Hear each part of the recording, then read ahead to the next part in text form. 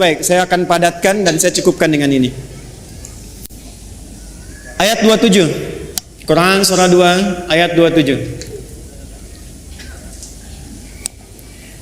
Ada 3 ciri utama makhluk, saya sebut makhluk karena iblis pun pernah terjebak dengan sifat ini. Nanti saya cerita belakangan kalau waktunya masih memungkinkan. Kita tarik ke dunia manusia dulu, ke kita saat ini.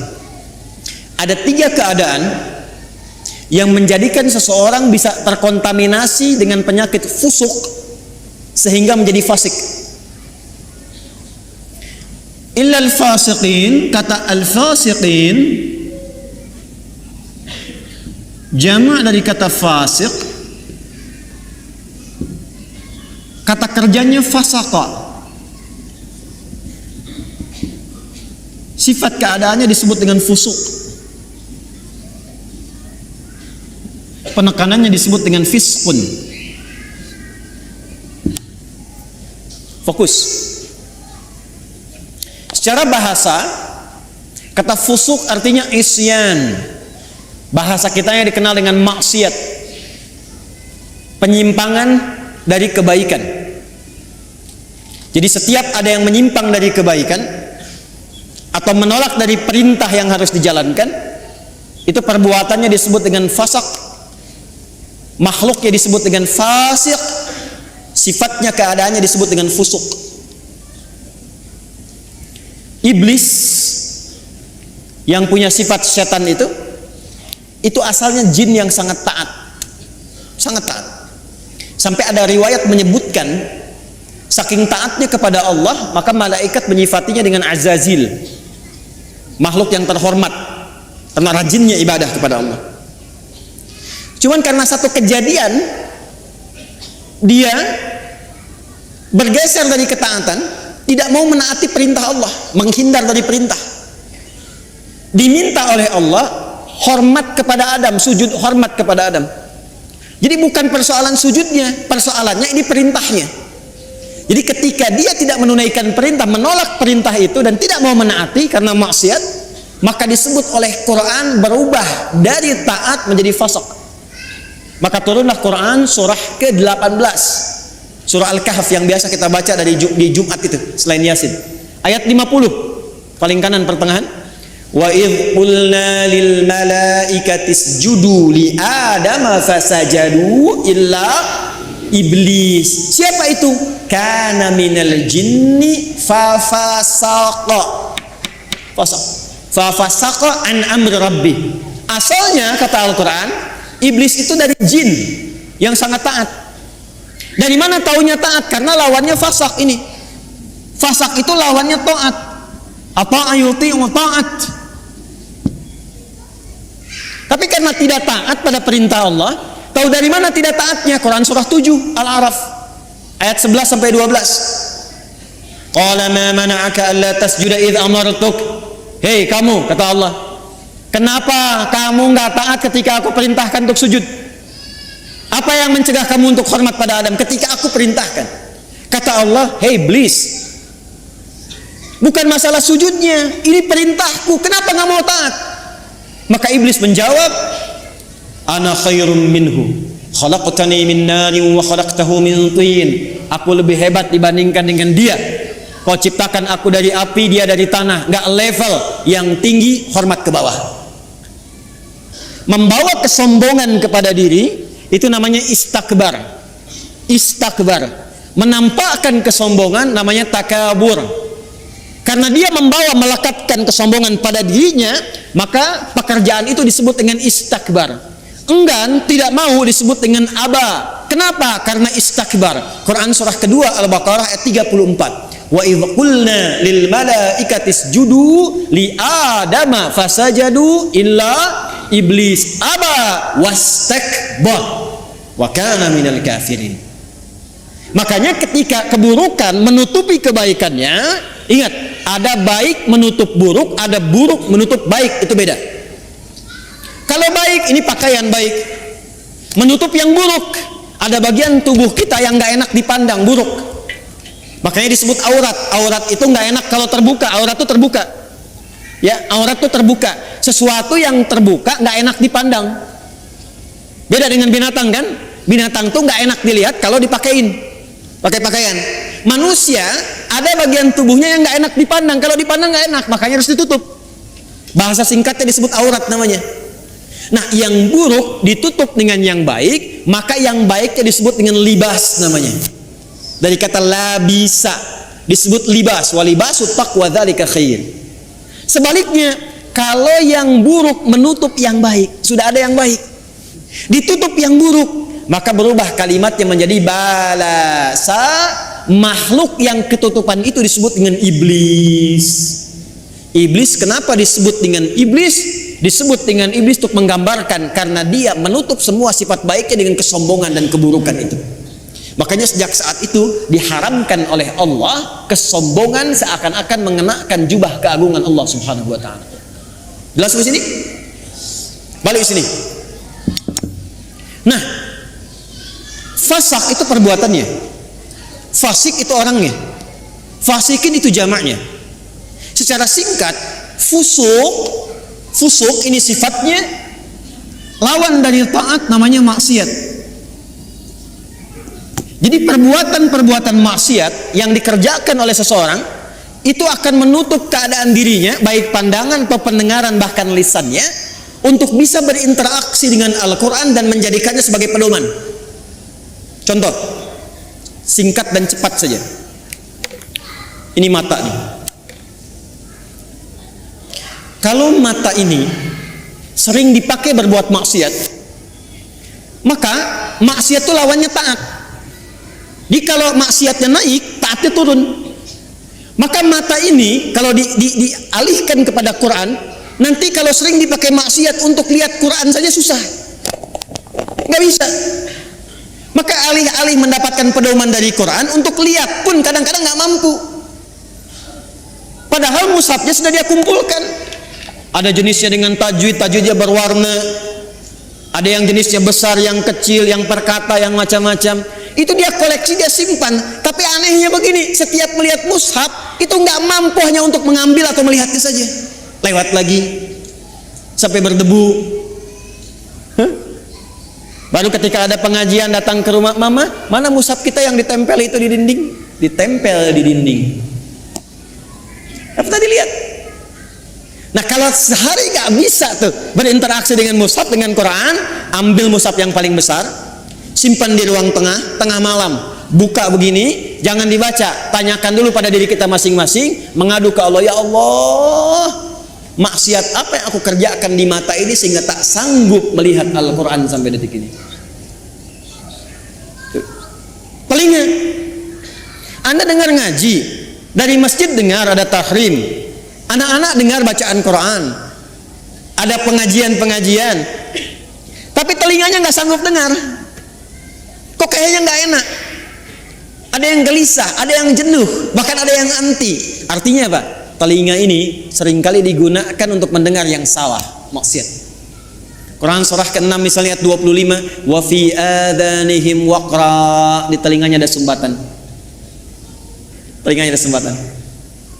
Nah, ada 3 perbuatan besar dari maksiat ini yang kalau dikerjakan itu, dan kita berlindung pada Allah dari 3 perbuatan ini, kalau dikerjakan itu maka secara otomatis dia akan mempengaruhi pelakunya langsung mendapatkan sifat fusuk dan berpotensi menjadi fasik sehingga tak mampu mendapatkan pedoman-pedoman dan petunjuk dalam Al-Quran. Secara cepat, apa saja perbuatannya untuk kita tinggalkan dan kita jauhi? 1. Alladzina yanquduna 'ahdallahi min ba'di mitsaqih. Perhatikan baik-baik. Yang pertama, penyakit ini berpotensi menyerang semua kalangan, karena itu menggunakan kata alladzina. Disebutkan sebanyak 1080 kali dalam Al-Quran, mencakup semua tanpa kecuali. Laki-laki, perempuan, besar, kecil, tua, muda, dan seterusnya. Yang pertama, alladzina yanquduna 'ahdallahi min ba'di mitsaqih, yaitu orang-orang yang memutuskan atau menyalahi komitmen dengan Allah setelah dia berkomitmen untuk memegang teguh janjinya. Menyalahi komitmen dengan Allah. Komitmen dengan Allah.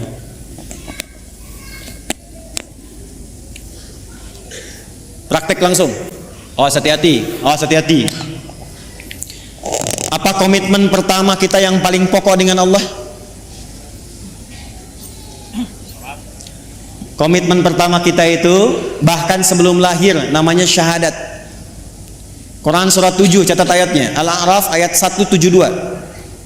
Wa idz akhadha rabbuka min bani adama min zuhurihim dzurriyyatahum wa asyhadahum ala anfusihim alastu bi rabbikum qalu bala syahidna an taqulu yaumal qiyamati inna kunna an hadza ghafilin. Komitmen pertama kita adalah asyhadu an la ilaha wa asyhadu anna. Bahkan untuk menjaga komitmen ini tiap hari kita sholat untuk menjaga komitmen ini. Makanya setiap sholat kita tahiyat, kita bacakan dalam tahiyat asyhadu an la ilaha wa asyhadu anna muhammadan. Perhatikan, maka dari sini muncul dua turunan. Turunan pertama langsung pokok komitmennya syahadat. Yang kedua amalan penguatnya sholat. Komitmen pokok asyhadu an la ilaha. Apa arti kalimat Allah? Arti kalimat Allah itu dua yang pokok. Satu, yang dipertuhankan. Yang dipertuhankan. Jadi Allah itu bukan sifat, Allah itu nama. Ya, bukan sifat. Kalau ada yang bertanya siapa Allahmu, itu salah. Karena Allah itu nama. Siapa nama Tuhanmu? Allah. Makanya ketika orang-orang Quraisy, orang kafir bertanya pada Rasulullah, siapa nama Rabbu Muhammad? Karena engkau menyebutkan Rob. Qul a'udzu birabbin nas, qul a'udzu birabbil falaq. Siapa namanya? Maka turunlah surah Al-Ikhlas. Qul, katakan Muhammad sallallahu alaihi wasallam, huwa, yang dimaksud Rabb itu Allah. Nah, Allah ini punya dua arti pokok. Pertama adalah yang dituhankan, satu-satunya yang dituhankan. Ini. Yang kedua, yang diibadahi. Kedua makna ini ada di Quran surah ke-20 ayat 14. Allah mengenalkan dirinya kepada Musa alaihi salam dengan dua makna ini. Innani anallah, kata Allah, akulah Allah. Nama. Apa artinya Allah? La ilaha illa ana. La ilaha illa. La menolak. Ilaha yang dipertuhankan, illa menetapkan. La-nya nafi, illa-nya isbat. La ilaha, tidak ada satupun yang dipertuhankan. Illa, kecuali kata Allah, ana Allah. Kecuali saya, kata Allah. Maka kalau sudah mengatakan Tuhan saya Allah, Anda mengatakan asyhadu an la ilaha illallah, maka komitmennya jangan pernah menuhankan selain Allah. Paham? Saya ulang, jangan pernah menuhankan selain siapa? Allah. Ingat, kita menghormati keyakinan orang lain. Dan toleransi tertinggi dalam menghormati itu adalah tidak mencampuri ketuhanan di luar apa yang kita yakini. Karena itulah ayatnya berbunyi lakum dinukum la ikraha. Jangan ganggu, nggak boleh. Hormati saudara kita, yang Kristen, yang Hindu, yang Buddha, yang Konghucu, hormati. Tapi jangan campuri. Karena toleransi terbaik itu tidak mengikutinya. Silahkan masing-masing, jangan ganggu. Nggak boleh merasa terganggu, tapi jangan ikut-ikutan. Nggak usah ikut-ikutan. Toleransi tertinggi dalam akidah itu zero tolerance, supaya saling menghormati. Ya, karena kalau Anda datang ke tempat itu, Anda ingin menghormati tapi ikut-ikutan, itu terjadi sifat munafik nantinya. Ya, di lisan iya, di hati mengingkari. Itu nggak boleh. Islam nggak suka begitu. Antara lisan dengan hati itu harus sama. Ya, jangan sampai, mohon maaf, ya, lisannya berkata, ya, ikuti senyum, tapi hatinya mengingkari. Salah sesembahanmu, itu bukan Tuhanmu. Nah, Islam nggak mau begitu. Hormati orang lain, silahkan yakini apa yang Anda yakini. Kalau pengen tahu tentang Islam kami ajarkan, ya, tapi jangan ikut-ikutan dan tidak boleh mengganggu. Itu yang paling indah. Lakum dinukum. Karena itu kalau sudah la ilaha il, asyhadu an la ilaha il, maka tidak boleh mengatakan kalimat ini. Camkan ini. Tuh. Tuh. Kedengaran? Begitu Anda lakukan, ambulan nanti siap menanti. Dan ambulannya malaikat maut itu yang paling sangat menegangkan. Kalau sudah mengatakan la ilaha, asyhadu an la ilaha, itu komitmen, maka tidak boleh ada kalimat ini. Camkan. Semua agama sama, menuju pada Tuhan yang sama, cuman caranya beda-beda. Maka itu sudah mulai pelanggaran terhadap komitmen. Saya yakin orang-orang yang seperti itu tidak akan pernah atau kesulitan dia mendapatkan petunjuk dari Quran. Yang ada apa? Semakin salah ngajinya, ayatnya semakin dipotong-potong. Ayat tentang menuhankan Allah dipotong, ayat tentang sholat pada akhirnya nggak sholat, ayat tentang puasa pada akhirnya nggak pada puasa. Itu yang kebablasan. Di orang-orang kalau sudah begitu, apalagi mengolok-olok ayat, pada ujung-ujungnya nggak yakin tentang Qurannya sendiri. Dan kalau dites ngaji, ujungnya nggak bisa ngaji juga itu. Ini yang bahaya. Di orang-orang yang seringkali melanggar komitmen, pada akhirnya sulit mendapatkan petunjuk dari Al-Quran. Yang ada, Quran akan dipotong-potong sesuai dengan selera nafsunya. Jelas? Awas. Saya kalau akidah agak tegas ya. 2, sholat. Ini amalannya. Bagi Anda yang sudah asyhadu an la ilaha, maka jaga komitmen itu lewat ibadah. Maka bagian keduanya kembali ke Quran surah 20 ayat 14. Innani anallahu la ilaha illa ana fa'budni.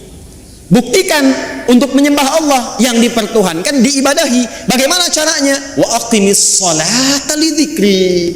Jaga la ilaha illallah itu lewat sholat. Makanya kalau ada orang yang sudah mulai malas sholat, itu secara otomatis akan sulit berinteraksi dengan Quran. Gak percaya silakan. Anda, jangan Anda lah ya. Kalau ada orang yang sudah mulai malas sholat, bahkan meninggalkan sholat, jangan harap dia mau ngaji, apalagi mendapatkan petunjuk dari Quran. Persamaan terbaliknya, kalau Anda ingin mendapatkan banyak manfaat dari Quran, kemudian terbawa suasana kita ingin mendekat kepada Quran, menanamkan cinta pada Quran, maka persamaan terbaliknya, 1, perbanyak sholatnya. Nih, tingkatkan dari yang fardu, bukan bilangannya ya, bukan bilangannya, tapi value-nya. Jadi bukan meningkatkan subuh 2 rakaat jadi 4, bukan ya. Coba lihat yang mengiringinya, ada sunnahnya tidak. Jadi kalau orang semakin banyak sholatnya, pasti semakin senang dengan Qurannya, itu udah otomatis itu. Anda kalau sudah mulai senang tahajud, senang duha, senang khatib, demi Allah saya katakan, itu Anda nggak akan lepas dengan mushaf. Pasti itu. Sudah persamaan itu. Sudah persamaan. Jelas? Nah, setelah itu nanti kalau sudah senang Quran, pindah cara ngajinya.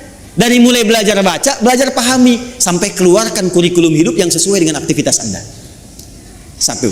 2. Wa yaqta'una ma amara Allah bihi ayyusal. Seringkali memutus apa yang Allah perintahkan untuk disambungkan. Memutus hubungan. Memutus apa yang Allah perintahkan untuk disambung. Ini babnya banyak. Saya ulang, babnya banyak. Saya ambil contoh yang paling gampang dengan akhlak. Awas, tes nih. Dengan orang tua. Awas, jangan-jangan ngaji sekarang kelihatan nyaman, enak, baik-baik dan sebagainya, ternyata dengan orang tua belum selesai masalahnya. Orang tua dengan anak harus nyambung tidak? Harus sayang tidak? Maka kalau ada anak berbuat tidak baik kepada kedua orang tua, walaupun dia akan dipaksa untuk mengaji, jangan harap mendapatkan manfaat yang cepat dari Quran yang dia kaji itu. Mandek pasti itu. Persamaan terbaliknya, kalau Anda menginginkan anaknya ingin cepat lekat dengan Quran, maka berbuat baik pada orang tua.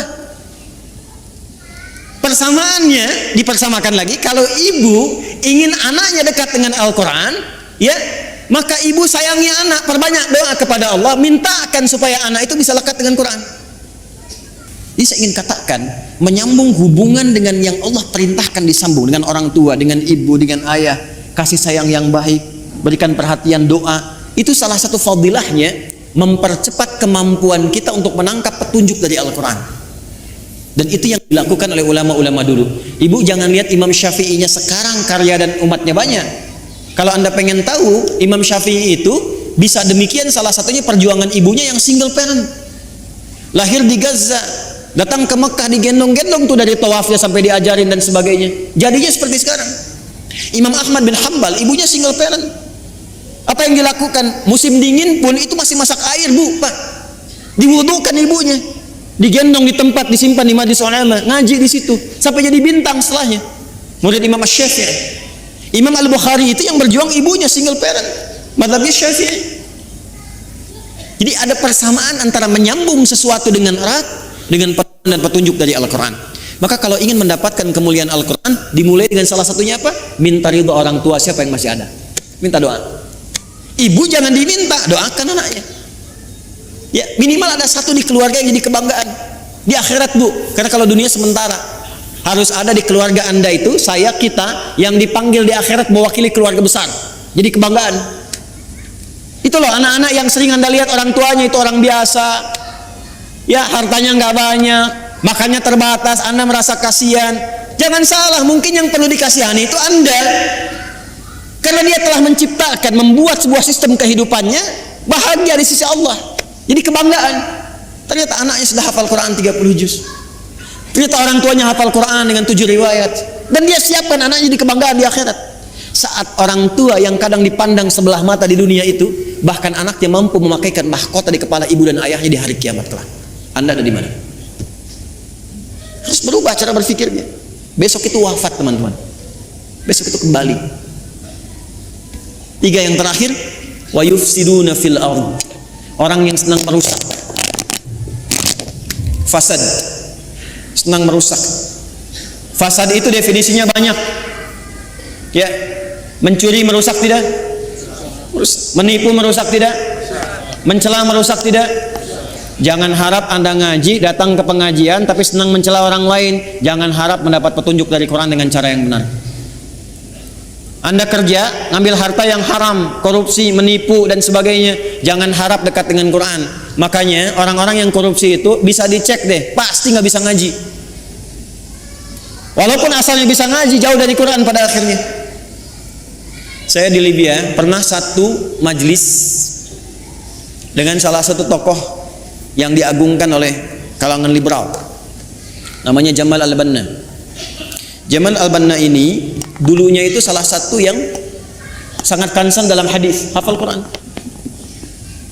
Tapi satu kali terjadi perubahan dalam hidupnya, singkatnya dia keluar ke barat.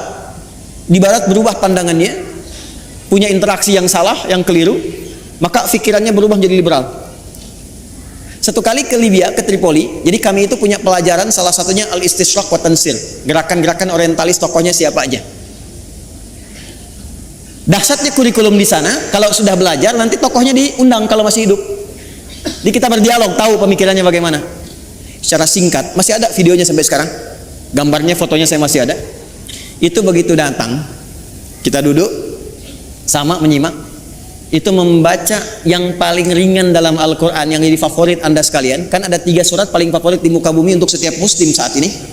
3 qul terakhir kan? Ya, qul huwallah, qul a'udzu birabbil falaq, qul a'udzu birabbin. Itu baca Al-Ikhlas, qul huwallahu ahad, tertukar-tukar nggak selesai-selesai. Qul huwallahu ahad, Allahu lam yalid wa lam yulad wallahu ahad, Allahu, sampai istighfar para mufti yang ada pada saat itu, astagfirullah, astagfirullah. Anda bisa bayangkan. Apa? Karena Quran yang baik tidak akan bercampur dengan yang kotor. Jadi kalau sudah mendapatkan dengan cara yang kotor, harta yang kotor, pikiran yang tidak baik, gak akan pernah Quran jadi petunjuk dalam hidupnya. Ini. Maka kalau ingin jadi ahli Quran, jangan merusak. Anda mahasiswa jangan nyontek.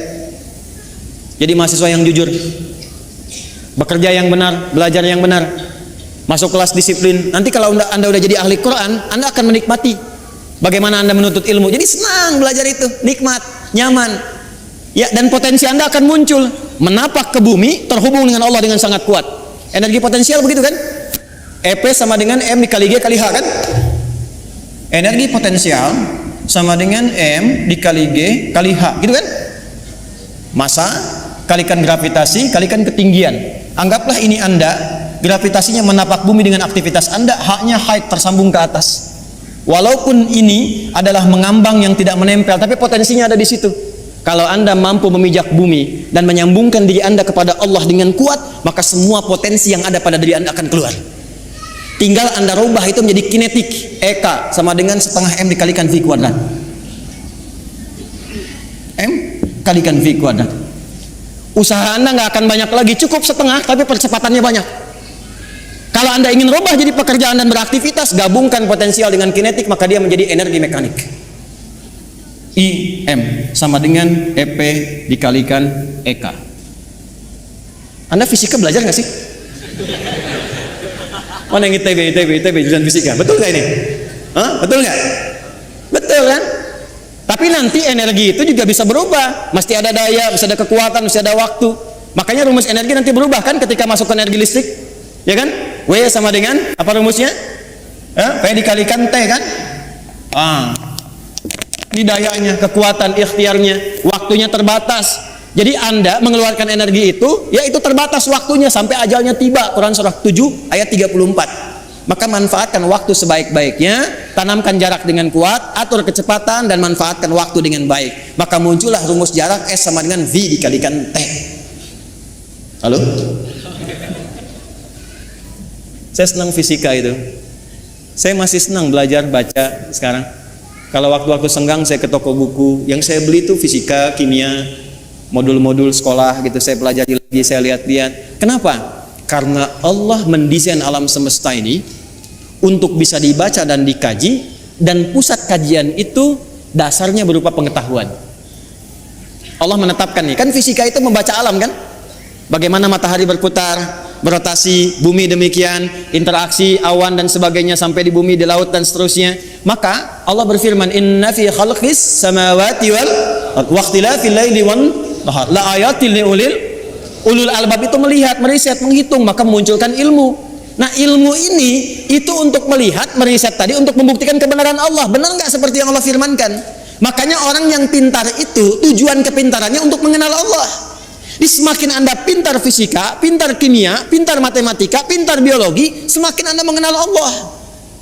Jadi kalau Anda jadi pakar di bidangnya tapi nggak kenal Allah, Anda masih bodoh.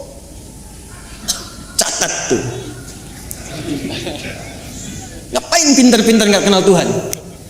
Ya, kalau cuma untuk dunia, maaf, jangankan yang beriman, yang belum beriman pun bisa melakukan itu. Tapi ayat ini disusun untuk mendekatkan diri kita dengan Sang Pencipta, sehingga ketika pulang Anda punya kebanggaan insya Allah. Jelas di sini? Halo, jelas? Maka hati-hati dengan unsur-unsur fusuk yang bisa menyebabkan fasik. Ada 3 maksiat utama. Masih ingat satu apa? Melanggar komitmen utama dengan Allah. Apa komitmen yang paling pokok?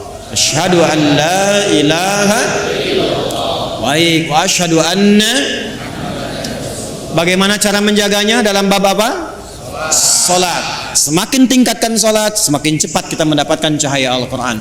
Apalagi kalau rajin jamaah, tidak pernah imam membaca dalam salat kecuali ayatnya seperti yang kita butuhkan. Yakin itu. Karena imam tuh kadang begini, udah menyiapkan ayat, tapi ketika sudah takbir, kadang bisa berubah ayatnya. Saya barusan pengen baca Al-Isra ayat 78 sampai 81. Tapi ketika mulai takbir Al-Fatihah, yang muncul apa? Az-Zariyat. Ayat 1 sampai ayat ke-29. Itu yang tadi kita bacakan. Saya yakin kalau Anda ngaji pulang ke rumah, lihat lagi. Di antara Anda pasti ada yang mengatakan, ini yang saya cari selama ini. Silahkan cek. Karena desainnya begitu. Kedua, jangan pernah memutuskan apapun yang Allah perintahkan untuk diapakan?